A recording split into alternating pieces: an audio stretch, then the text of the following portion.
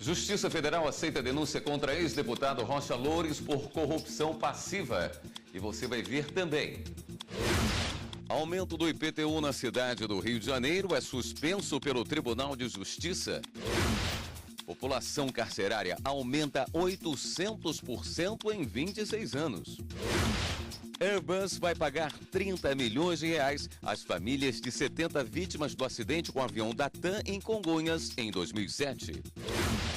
Audiência pública no Conselho Nacional de Justiça debate a judicialização da saúde. Ministra Carmen Lúcia, presidente do STF, recebe ordem do Mérito Judiciário do Trabalho. Essas e outras notícias agora, no Jornal da Justiça.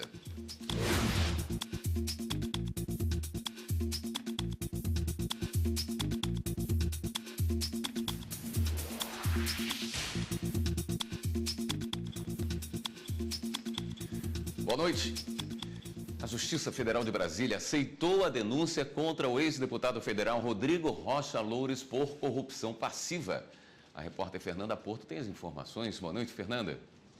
Boa noite, William. Boa noite a todos. A denúncia foi feita pela Procuradoria-Geral da República. O ex-deputado é apontado como operador do presidente da República, Michel Temer, para assuntos ligados ao grupo JF. Em abril, Loures foi flagrado recebendo uma mala de dinheiro com 500 mil reais, que supostamente foi enviada pelo grupo para pagamento de propina. Em relação a Michel Temer, a Câmara dos Deputados não autorizou o STF investigar o presidente. Ele só poderá ser investigado após o fim do mandato, em 31 de dezembro de 2018. Com o recebimento da denúncia contra o ex-deputado, agora o processo entra na fase de coleta de provas e depoimentos de testemunhas para depois ir a julgamento. William. Obrigado, Fernanda. E uma operação realizada hoje pela Polícia Federal e pelo Ministério Público investiga um esquema que teria liberado 2 bilhões de reais em créditos tributários para a JBS, além da movimentação de 160 milhões de reais em propinas. Foram cumpridos 14 mandados de busca e apreensão no estado de São Paulo. As autoridades identificaram a participação de um auditor fiscal da Receita, um empresário, um contador e um advogado que morreu no ano passado. A investigação começou após acordo de colaboração premiada entre executivos do frigorífico JBS e o Ministério Público. A presidente do Supremo Tribunal Federal, a ministra Carmen Lúcia, recebeu hoje a Ordem do Mérito Judiciário do Trabalho. A entrega foi feita pelo presidente do Tribunal Superior do Trabalho, ministro Ives Gandra Martins Filho. A presidente do STF foi agraciada com a comenda Grão Colar, concedida aos chefes de Estado do Brasil e do exterior e aos presidentes do Congresso Nacional e do Supremo Tribunal Federal. A comenda é entregue desde 1970 a personalidades civis e militares que se destacaram no exercício das atividades que desempenham e tenham, de algum modo, contribuído para o desenvolvimento do país. Quando eu era estudante de Direito, 40 anos atrás, o que era conhecido de todo mundo era só a Justiça do Trabalho, pela presença na vida do brasileiro, o que é uma marca muito importante da democracia, que mesmo nos piores momentos ou na sua ausência, nunca desconheceu o cidadão. O presidente do TSE, o ministro Gilmar Mendes, assinou hoje um acordo para a missão de observação internacional da eleição no Brasil em 2018. O acordo foi firmado nos Estados Unidos com o secretário-geral da Organização dos Estados Americanos. Repórter Ana Carla Mourão tem os detalhes ao vivo do TSE. Boa noite, Ana Carla. Boa noite, William. Boa noite a todos.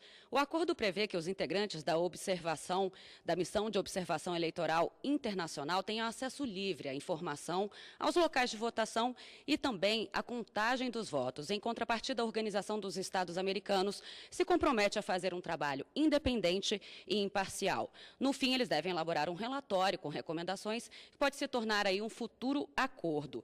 E, segundo o presidente do TSE, ministro Gilmar Mendes, a visita estrangeira fortalece o sistema eleitoral brasileiro e mostra transparência nas eleições brasileiras. É a primeira vez que o país recebe uma missão internacional com pleno acesso ao processo eleitoral, acompanhando tudo do início ao fim. Em outubro do ano que vem, 146 milhões de brasileiros devem ir às urnas. William? Obrigado, Ana Carla. A fabricante de aviões Airbus vai indenizar em mais de 30 milhões de reais os familiares de 77 vítimas que estavam no avião da TAM que explodiu ao sair da pista do aeroporto de Congonhas, em São Paulo, em 2007. O acordo foi homologado no Tribunal de Justiça do Rio de Janeiro. O avião partiu de Porto Alegre e atingiu o prédio da TAM, que ficava em uma das avenidas mais movimentadas de São Paulo. Dos 199 mortos, 187 estavam na aeronave e 12 no prédio. Inicialmente, a ação foi movida contra a TAM, mas suspeitas de problemas mecânicos no avião levaram as famílias a acionarem a fabricante da aeronave. A Airbus disse que só vai se posicionar após a autorização da matriz da empresa na França.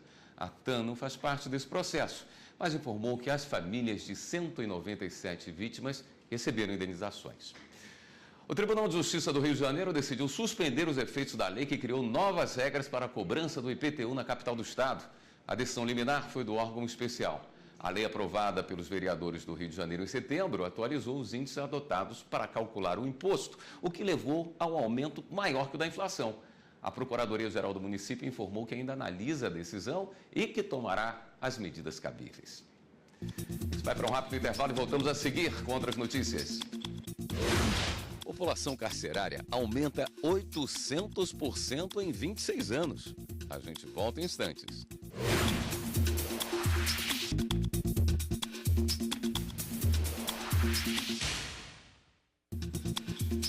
A população carcerária brasileira aumentou 8 vezes nos últimos 26 anos. Superlotação, falta de infraestrutura e dificuldades para a reinserção social. Essas são apenas algumas das consequências do grande número de pessoas presas no Brasil. São quase 730 mil detentos, o que aponta um déficit de mais de 350 mil vagas nas penitenciárias e carceragens de delegacia de todo o país. Comparando com os dados de 2014, houve um aumento de quase 20% no número de presos. E nos últimos 26 anos, a população carcerária aumentou 8 vezes, segundo o Levantamento Nacional de Informações Penitenciárias, o Infopen. Os dados colocam o Brasil como o terceiro país do mundo que mais encarcera pessoas, ficando atrás dos Estados Unidos e da China. Realidade que preocupa, principalmente por conta de casos de violação de direitos humanos. O único direito que elas perdem é o direito à liberdade. Mas os outros direitos, todos os outros direitos, elas continuam, elas preservam. Então, o Estado tem por dever garantir a integridade física e mental dessas pessoas dentro do sistema prisional.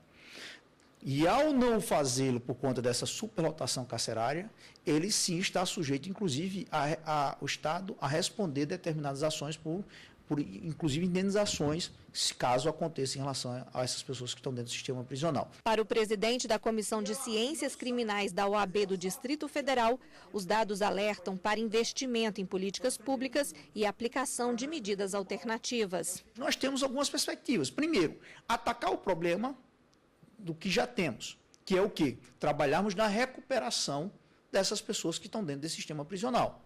Não é fácil.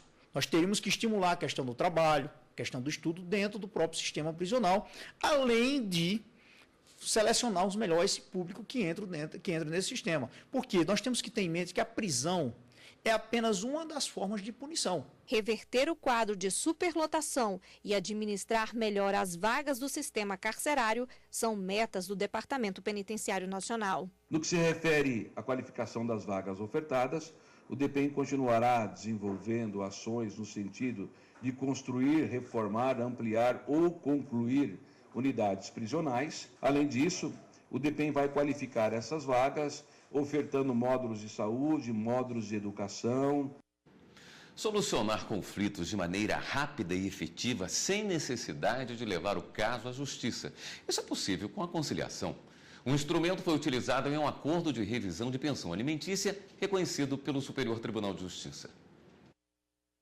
O acordo foi homologado pelo Centro Judiciário de Solução de Conflitos e Cidadania. Foi a primeira decisão em que o STJ reconheceu a importância do Centro Judiciário, destacando meios alternativos de resolução de conflitos. O Ministério Público do Acre recorreu ao STJ para invalidar o acordo, alegando que, se havia mudança na situação econômica de uma das partes, o processo revisional deveria ter sido proposto na primeira vara da família da comarca de Rio Branco, onde foi proferida a sentença. Mas, de acordo com o relator do recurso no STJ, ministro Marco Buzzi, o juiz coordenador do Centro de Solução de Conflitos atuou por conta do interesse voluntário dos familiares e verificou a ausência de vícios ou prejuízos aos recorridos e descendentes, reconhecendo a possibilidade de atuação de qualquer juízo familiar. O ministro destacou que a iniciativa da conciliação evita futura sentença judicial ou recurso e permite a solução definitiva do litígio, diminuindo a grande demanda dos processos em tramitação. Ainda segundo o ministro Marco Buzzi, é inadiável a mudança da sociedade quanto à busca de sentença judicial como única forma de resolver controvérsias. E esse caso deve servir como exemplo para os demais tribunais procurarem métodos alternativos para a solução das demandas da sociedade. O Ministério Público Federal entrou com uma ação civil pública para que a TIM Celular ative o serviço 3G no município de Uruguaiana, no Rio Grande do Sul, e também forneça atendimento presencial aos clientes. A operadora TIM passou por uma avaliação do serviço de internet móvel ofertado aos clientes e ficou constatado, após um inquérito civil, que a empresa descumpriu o Regulamento Geral de Direitos do Consumidor de Serviços de Telecomunicações. Esse regulamento obriga as concessionárias a manter pelo menos um setor de atendimento presencial por microrregião com população igual ou superior a 100 mil habitantes. Usuários nos municípios gaúchos de Alegrete, Barra do Quaraí, Itaqui, Manuel Viana e Uruguaiana, na fronteira com a Argentina, não contavam com atendimento presencial. Além disso, foi verificado que a TIM não disponibiliza a cobertura 3G na cidade de Uruguaiana. Na ação, o MPF, além de pedir que a TIM ative os serviços da tecnologia 3G no município e ofereça atendimento presencial aos clientes, solicita que a Agência Nacional de Telecomunicações seja condenada a realizar a fiscalização da operadora, já que a empresa desrespeitou os regulamentos da agência e a própria Anatel não adotou as medidas necessárias. De acordo com o MPF, a TIM esclareceu que a interferência na rede na região de Uruguaiana acontece por causa da incompatibilidade técnica entre a tecnologia e a frequência utilizadas no Brasil com a usada na Argentina. O Ministério Público Federal entende que a operadora deve realizar investimentos para evitar o problema e que a empresa não pode deixar de cumprir as normas da Anatel, muito menos causar prejuízos aos usuários com falhas na prestação do serviço. Uma cobrança indevida pode causar uma dor de cabeça ao consumidor. E se não resolver o caso em negociação com a empresa, o único caminho é buscar a justiça. O taxista Edmar Sanglar mostra a carta que recebeu da Serasa. A empresa cobra quase R$150, valor que seria de 3 contas não pagas à operadora de celular. No documento, a Serasa diz que o pagamento deve ser feito em 10 dias. Do contrário, o nome de Edmar será incluído no cadastro de devedores. O consumidor mostra que pagou uma das contas no dia de vencimento, 10 de julho deste ano. Edmar reclamou na Anatel, que identificou que, de fato, a cobrança é indevida. Eu trabalho justamente com táxi e eu preciso, para atender meus clientes, o telefone. E quando eu não tenho esse telefone para atender meus clientes, como é que eu fico? Mas há ainda outras 2 cobranças, de setembro e outubro, quando Edmar já tinha feito a portabilidade para outra operadora de telefonia. Ele procurou a empresa, mas ainda não recebeu explicação. Se mês 8 eu fiz a portabilidade para outra empresa, entendeu? O mês 9 e 10, não tem porquê, porque no mês 9 e 10 eu já paguei para a empresa que eu fiz a portabilidade. Estão me cobrando de novo mais 2 meses indevido. Aí que eu fiquei mais surpreso ainda. Se não resolver o caso com a empresa, o consumidor deve procurar um advogado ou juizado especial se a causa for de até 40 salários mínimos. O Código de Defesa do Consumidor deixa claro: na cobrança de débitos, o inadimplente não será exposto a ridículo, nem submetido a constrangimento ou ameaça. A lei prevê que o consumidor cobrado indevidamente tem direito à repetição do indébito. É uma ação de dano moral, às vezes também o dano material, dependendo das circunstâncias, né? Essa seria a ação, e dentro dessa ação também poderia haver a repetição do indébito. Dentro dessa repetição de indébito, o que seria isso?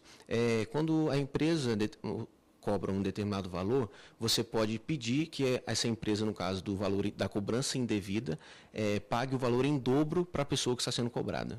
Se o consumidor já estiver com o nome na lista de maus pagadores, a ação ainda pode incluir outro pedido. Nós podemos ingressar também com um pedido de antecipação da tutela. O que é isso? O juiz ele vai antecipar o pedido, no caso da pessoa que está com o nome, que foi cadastrado no rol dos devedores indevidamente, né? Ele vai antecipar a decisão, retirando o nome dessa pessoa do rol de maus pagadores. Na Bahia, redes de supermercados é condenada a pagar indenização à funcionária por conta de revistas abusivas. Superlotação, falta de infraestrutura e dificuldades para a reinserção social. Essas são apenas algumas das consequências do grande número de pessoas presas no Brasil. Bom, essa matéria que nós passamos agora, você já tinha assistido. Nós voltamos depois ainda nessa edição, trazendo esse assunto que aconteceu na Bahia. O ministro Alexandre de Moraes, do STF, derrubou a decisão da segunda turma do Tribunal Regional do Trabalho do Espírito Santo, que trata do vínculo empregatício no transporte de cargas. O TRT afastou a aplicação de uma lei federal que estabelece que motorista contratado de forma autônoma para o transporte de cargas não tem vínculo de emprego. Segundo o ministro Alexandre de Moraes, a Constituição Federal é clara ao determinar que somente o plenário ou órgão especial podem declarar inconstitucionalidade de ato do poder público. E por isso, derrubou a decisão da segunda turma do TRT do Espírito Santo. E você vai ver no próximo bloco do Jornal da Justiça. Agressor pode ser enquadrado na Lei Maria da Penha, mesmo que não more na mesma casa que a vítima. A gente volta já já.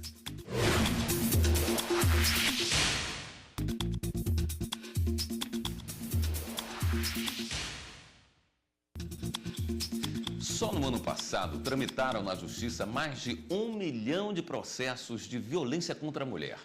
O número alarmante de casos levou o STJ a editar uma nova súmula.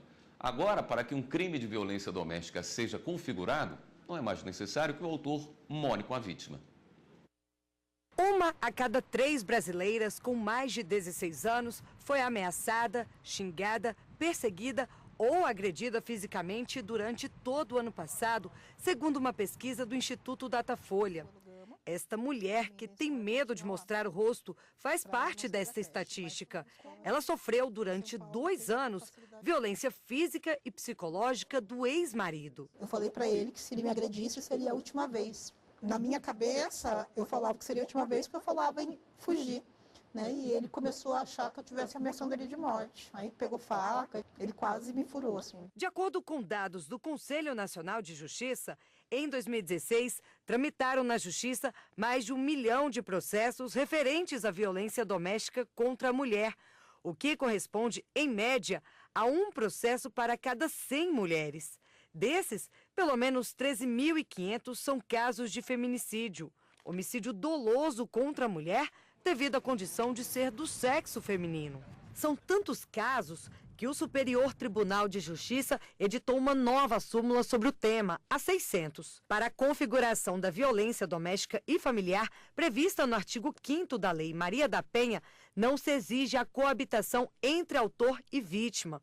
Ou seja, o agressor não precisa morar junto com a vítima. A lei considera violência doméstica qualquer ação ou omissão baseada no gênero que lhe cause morte, lesão, sofrimento físico, sexual ou psicológico e dano moral ou patrimonial. A violência contra a mulher, aquela amparada pela Lei Maria da Penha, ela tem que ocorrer dentro de 3 contextos. Ou é dentro de um ambiente doméstico, ou familiar ou afetivo. A parte vítima, ela é sempre mulher, a que a lei se refere, que ela denomina de ofendida. A parte autora, ela pode ser tanto do sexo feminino quanto do sexo masculino. já que a lei ela reconhece que, independente da orientação sexual, a Lei Maria da Penha é aplicável. Um dos casos julgados pelo STJ, que contribuiu para a formulação da súmula 600, foi o de um homem que agrediu a ex-companheira. Segundo o processo, a vítima e o agressor tiveram um relacionamento amoroso. O casal se separou e, durante uma visita à filha de 7 meses, os dois discutiram e a mulher foi agredida com tapas no rosto. O homem segurava a criança no colo no momento da agressão. A mulher correu para a casa dos vizinhos e pediu ajuda. O laudo do exame de corpo de delito constatou que a vítima sofreu lesões leves. O réu entrou com habeas corpus no Tribunal de Justiça de São Paulo, pedindo que o processo tramitasse na vara criminal e não na vara de violência doméstica. Ele alegou que o caso não se trata de violência doméstica porque a vítima não estava em situação de vulnerabilidade e não dependia dele. Além disso, eles já haviam terminado o relacionamento. No STJ, os ministros entenderam que, embora o relacionamento tenha terminado, ficou evidente que a agressão foi por causa da relação íntima de afeto, o que caracteriza a violência doméstica. Agora sim você vai ver que uma rede de supermercados da Bahia foi condenada a pagar a indenização à funcionária por conta de revistas abusivas. Uma funcionária de uma rede de supermercados de Salvador entrou com uma ação na Justiça do Trabalho por ser submetida diariamente à revista pessoal. Ela tinha que tirar os pertences pessoais das bolsas, até mesmo calcinhas e absorventes, e colocá-los sobre uma mesa para que fossem vistoriados pelos seguranças. Em primeiro grau, o pedido foi negado, porque foi entendido que a trabalhadora não comprovou que a revista era de forma vexatória ou feita publicamente. Mas a quinta turma, em decisão unânime, reformou a sentença e condenou a rede a pagar indenização por dano moral no valor de R$10 mil. Os pedidos de horas extras e intervalo também foram concedidos pela turma. Para o relator do caso, o desembargador Jefferson Muricy, nenhum tipo de revista encontra amparo no ordenamento jurídico brasileiro, nem mesmo nas bolsas ou pertences pessoais do empregado, pois todo e qualquer procedimento de tal natureza viola a intimidade e a privacidade do obreiro. Da decisão ainda cabe recurso. O Brasil tem aproximadamente 850 mil processos na área de saúde. E segundo especialistas da área, a previsão é que esse número aumente ainda mais. Para pensar em maneiras de melhorar o acesso da população à saúde, o CNJ reuniu hoje em audiência pública representantes de 32 entidades, entre autoridades públicas, associações de pacientes, laboratórios farmacêuticos e planos de saúde. Na sede do CNJ em Brasília, juízes, procuradores, defensores públicos, desembargadores. Todos de ouvidos atentos ao que dizem pacientes, conselheiros e secretários de saúde, advogados, representantes de movimentos ligados ao setor. O assunto, a chamada judicialização da saúde. O brasileiro se vê obrigado a ir à justiça por causa da longa espera por cirurgia e falta de medicamentos no SUS, por exemplo. Só na fila da cirurgia eletiva, como catarata e hérnia, há quase 1 milhão de pessoas, de acordo com o Conselho Federal de Medicina. O país tem cerca de 850 mil processos na área de saúde, segundo o Conselho Nacional de Justiça. Esse dado é do ano passado e a previsão para este ano é que a situação continue numa escalada de crescimento. É um número que eu diria escandalosamente alto, porque nós estamos judicializando tudo. Nós estamos discutindo hoje todas as providências na área de saúde. E isso envolve uma boa judicialização, uma judicialização que seria extremamente devida, e envolve também uma judicialização que acarreta em alguns aspectos negativos. E isso é um reflexo, né, que a população está descontente ou que várias providências que deveriam ser tomadas não estão sendo tomadas. Demora em consulta com especialistas, falha em cirurgias eletivas, falta de UTIs ou mesmo procedimentos simples. E para não falar em medicamentos.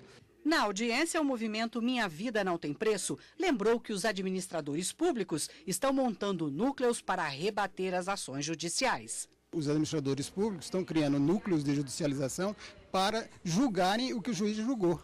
Ou seja, estão reproduzindo, estão desautorizando o Poder Judiciário. Não estão cumprindo.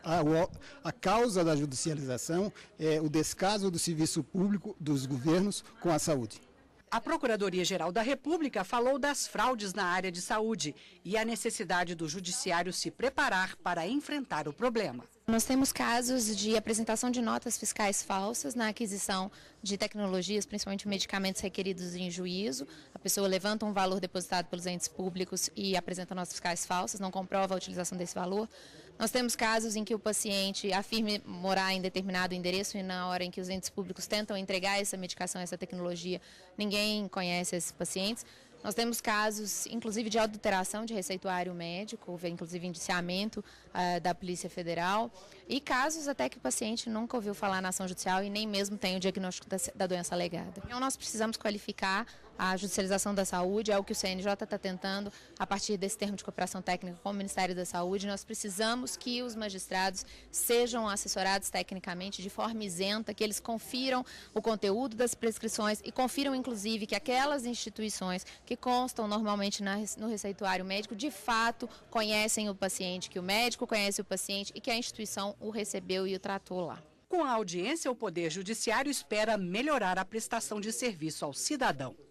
Nós certamente iremos refletir, condensar esse conhecimento que é trazido aqui, as informações, as proposições e até mesmo os registros de denúncias feitas, como tenho tido em audiências, para que desta colheita nós tenhamos, então, um novo fruto que possa melhorar a nossa atividade de juízes, cujo único objetivo é fazer com que a jurisdição seja prestada de maneira eficaz e, principalmente, coerente com o que se tem, tanto no sistema jurídico quanto na demanda social.